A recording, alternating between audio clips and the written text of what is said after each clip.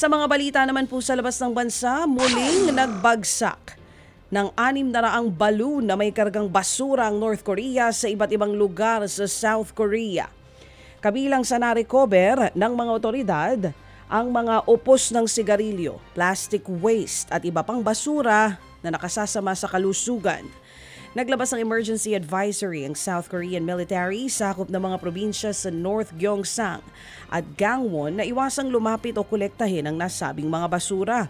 May 29 ang magsimulang magpalipad at magtapon ng Pyongyang ng daan-daang lobong may kargang basura sa Seoul.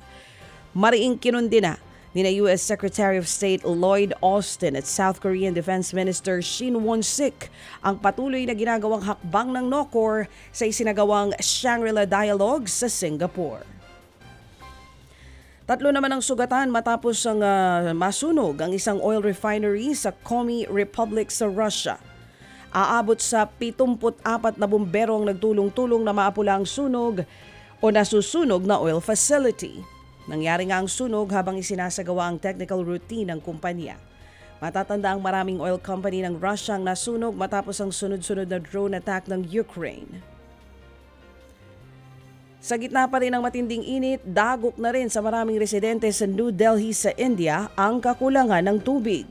Kanya-kanyang diskarte ang mga apektadong residente para makapag-igib ng tubig. Isinisisi ng Indian government ang kawalan ng supply ng tubig sa patuloy na pagbaba ng lebel sa Yamuna River. Sa tayangan ng mga otoridad, umabot na sa 33 kataong namatay dulot ng heat stroke sa Uttar Pradesh at Bihar sa Odisha. Ted Filon at DJ Chacha ngayon nasa Radyo 5 92.3 News FM Monday to Friday 6 to 10 a.m.